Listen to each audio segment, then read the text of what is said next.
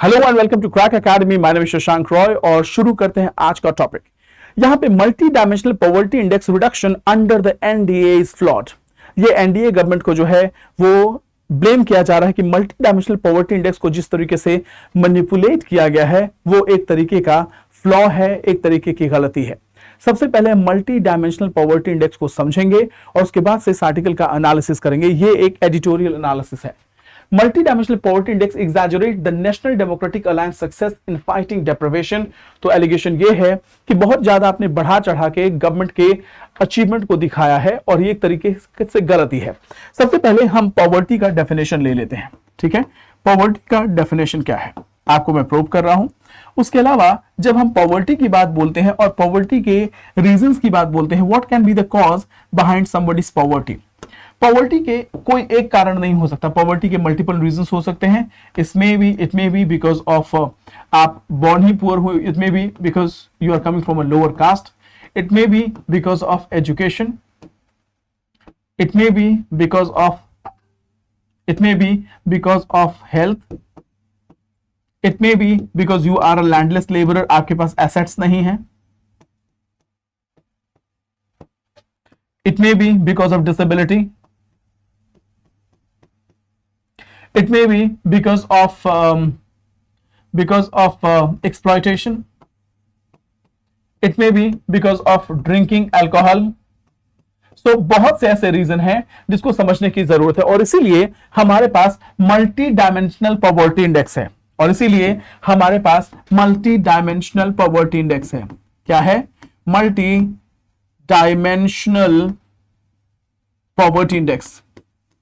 Multi dimensional poverty index, इस multi dimensional poverty index में क्या है, जिसमें हम अलग अलग डायमेंशंस में हम पॉवर्टी को रेट करते हैं, इवैल्यूएट करते हैं।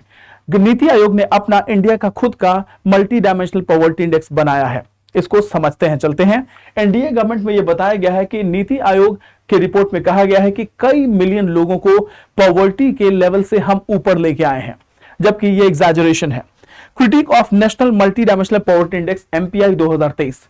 सैमुअल जॉनसन के पर्सपेक्टिव की अगर बात करें पॉवर्टी के बारे में, तो he emphasizes its impact on human happiness, liberty and difficulty in practising virtues. Poverty अगर देखा जाए तो poverty is the biggest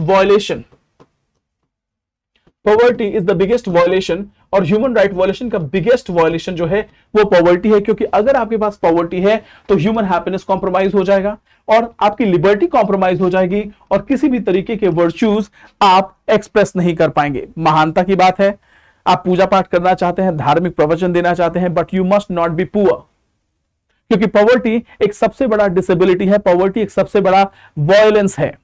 Amartya Sen ने इंट्रोड्यूस किया एक broader perspective on well being, जिसके ऊपर कैपेबिलिटीज और फंक्शंस को लेके पहले हम इनकम के बेसिस पे हम क्या करते थे, हम किसी की गरीबी को रेट करते थे, पॉवर्टी को रेट करते थे। लेकिन इकोनॉमिस्ट अमर्त्य सेन ने एक बहुत अच्छा पर्सपेक्टिव दिया कि कैपेबिलिटीज और फंक्शनिंग के बेसिस पे, यानी आपकी फिजिकल कैपेसिटी क्या है, आपका नॉलेज बेस क्या है, आप काम क्या करते हैं, आपकी जॉब क्या है, आपका इनकम क्या है, ये बहुत से फैक्टर्स हैं जो डिटर्मिन करते हैं आपके पॉवर्टी के लेवल को असेस करने में। So now issues with MPI 2023। Multi dimensional poverty index का एस्टिमेशन यह है कि इंडिया के नेशनल एमपीआई वैल्यू में बहुत बड़े लेवल पे पॉवर्टी कम हुई, यानी कि इंडिया का जो 50% पॉपुलेशन है उसमें वाकई गरीबी कम हो गई है। यह स्टेटमेंट किस पे बेस्ड है? यह स्टेटमेंट बेस्ड है नेशनल फैमिली हेल्थ सर्वे और 4 और 5 पे, जिनके ऊपर रिलायबिलिटी का क्लेम है, यानी उनके डेटा के ऊपर रिलायबिलिटी नहीं है।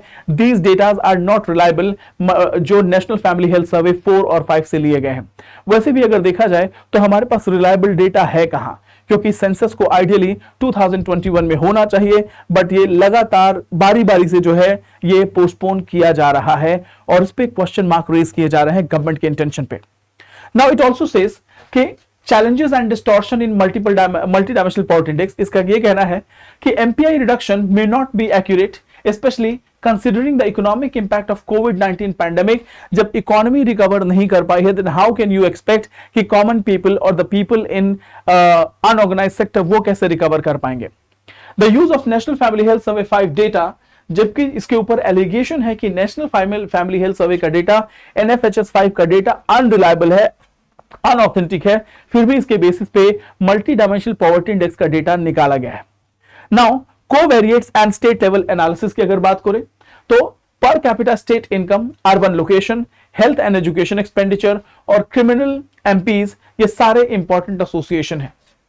ठीक है, कोवेरिएट्स और स्टेट लेवल एनालिसिस, इस एनालिसिस में क्या है, पर कैपिटा इनकम है, स्टेट का इनकम है, अर्बन लोकल पॉपुलेशन है, हेल्थ है, एजुकेशन है और क्रिमिनल एमपीज के बारे में भी बात की गई है जो इंपॉर्टेंट एसोसिएशन के बारे में दिखाता है।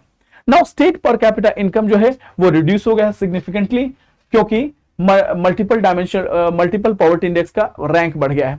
Urban location, educational, expenditure, health care जो है ये भी जो है एसोसिएटेड है लोअर एमपीआई से।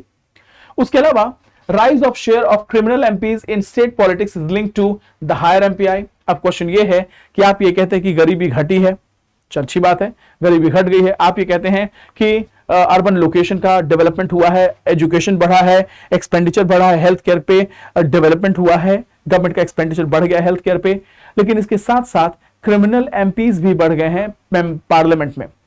क्या ये भी एमपीआई की वजह से है? क्या क्रिमिनल एमपीआई का जो number, criminal member of parliament का जो नंबर बढ़ रहा है वो भी क्या शायद मल्टी डायमेंशनल पॉवर्टी इंडेक्स के रैंक के साथ साथ चल रहा है?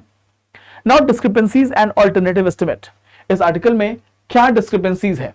डिस्क्रिपेंसीज ये हैं कि पहली बात तो ये है कि एनएफएचएस 5 का डेटा, एनएफएचएस 5 का डेटा जो है वो डिस्प्यूटेड है। दूसरी चीज क्या है कि एक ऑल्टरनेटिव एस्टिमेशन लेने की जरूरत है जिसमें मल्टीपल डायमेंशनल इंडेक्स 2015 और 2019-21 के बीच से इसका डेटा का कंपेयर होना चाहिए, तो पता चलेगा कि क्या वाकई में डेवलपमेंट हुआ है। उसके अलावा सेलेक्टिव रिव्यू लिए गए हैं उत्तर प्रदेश से, छत्तीसगढ़ से, राजस्थान से, मध्य प्रदेश से, जो कि खुद ही बीजेपी रूलिंग स्टेट हैं। अगर आप सेलेक्टिव स्टेटमेंट और सेलेक्टिव डेटा इन सारे स्टेट से लेंगे तो definitely there is a conflict of interest. Government वही दिखाना चाह रही है जो रियल में आप देख रहे, आई मीन गवर्नमेंट वही दिखा रही है जो गवर्नमेंट चाहती है। Government is not giving you a true picture, और यह दिखाया गया है कि नीति आयोग के इस मल्टीपल डायमेंशनल पॉवर्टी इंडेक्स 2023 में जो रिपोर्ट है दैट इज बेसलेस और ये ऑथेंटिक नहीं है। कंक्लूजन ये है कि एमपीआई में गवर्नमेंट के सक्सेस को एग्जैजरेट किया गया है, जबकि पॉवर्टी और जिस तरीके से पॉवर्टी मेजर की गई है दैट इज नॉट जस्टिफाइड। तो जरूरत इस बात की है कि हमें एक ऑल्टरनेटिव मेथड के थ्रू ये डिफाइन करना होगा और डिसाइड इन्वेस्टिगेट करना होगा कि पॉवर्टी वाकई में कितनी कम हुई है। इसके लिए हम क्या कर सकते हैं? इसके लिए पहली बात तो यह है कि हमें सेंसस को इमीडिएटली स्टार्ट करने की जरूरत है, जबकि 2024 के बाद ही होगा अब ये सेंसस। दूसरी चीज कि अगर हमें डेटा को इवैल्यूएट करना है तो हम नेशनल फैमिली हेल्थ सर्वे का जो डेटा 2015 से और 2019 के बीच में आया है उस डेटा के बेसिस, उस डेटा को हम इस डेटा से कंपेयर कर सकते हैं, तो शायद हमें बेटर रिफ्लेक्शन मिलेगा। So this is it in this article. आगे चलते हैं, एक नया टॉपिक को कवर करेंगे और आपसे मिलेंगे। तब तक के लिए thank you so much and wish you a wonderful day and जय हिंद, जय भारत।